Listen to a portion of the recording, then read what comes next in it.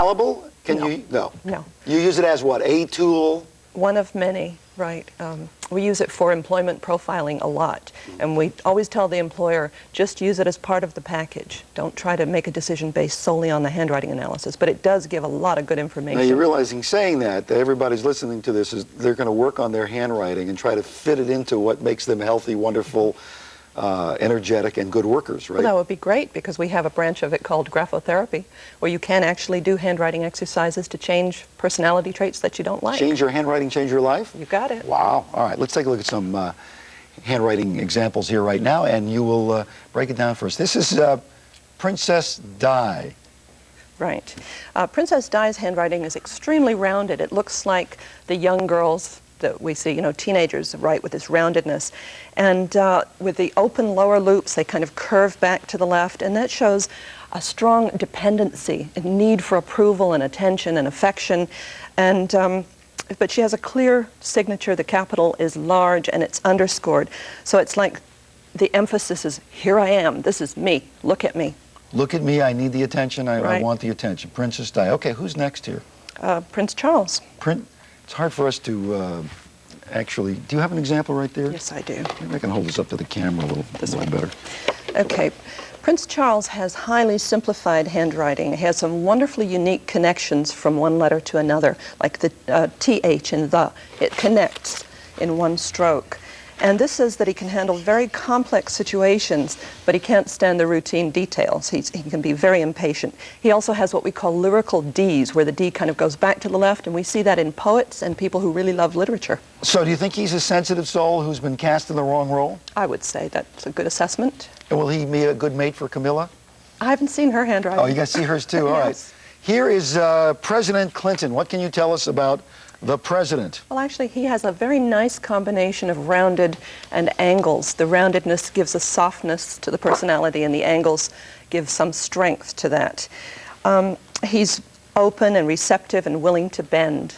The M's and N's look more like W's and U's. It's like an open And you cup. feel his compassion is real based on this? Yes, he is definitely a people person and a people pleaser. So, you know, that could be seen as negative or positive. There's a large B on the bill.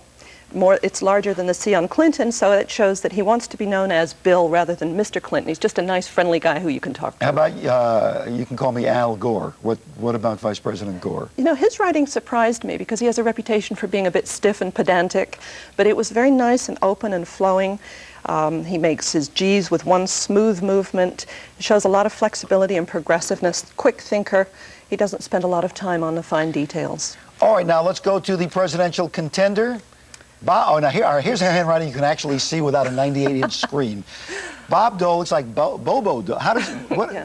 Bob Dole. There's an extra thing there. Yes, and all we have of Bob Dole is his signature. So that gives us a limited view because the signature is just your public image. But he has a very clear signature, and what that says is what you see is what you get. His conservatism is seen in the fact that it's a very school-type writing. It's not original.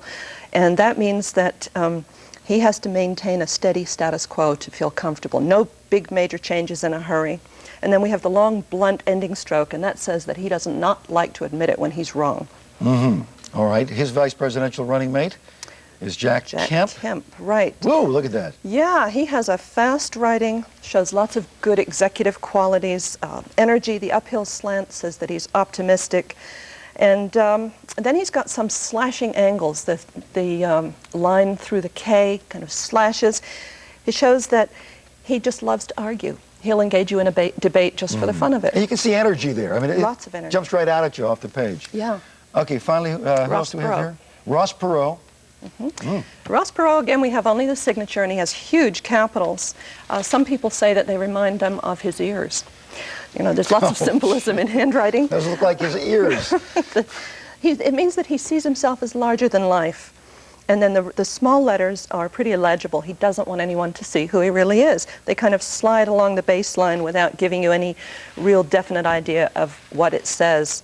And so he's hiding a lot. Oh, this is pathetic. This is my handwriting. Now we come to you, Steve. Very childish. Childish, you think so? The handwriting, no? Well, you know, your handwriting is who you are inside, so you got to be careful what you say about it. All right. Now, you wrote in a very thick, felt pen. Yes. And I don't know if that's your normal style, but No, as a matter of fact, it belonged to the person who gave this to me and said, Oh. write this for the show.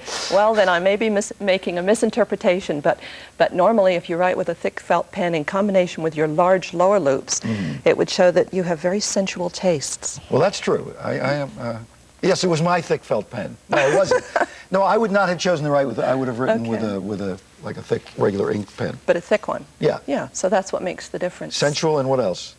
Sensual, and you have a very simplified writing. It shows quick thinking, cutting out the details, the ability to go from one thing to another quickly. Which is what I have to do right now. Right. So I thank you, Sheila Lowe, Okay. for being with us.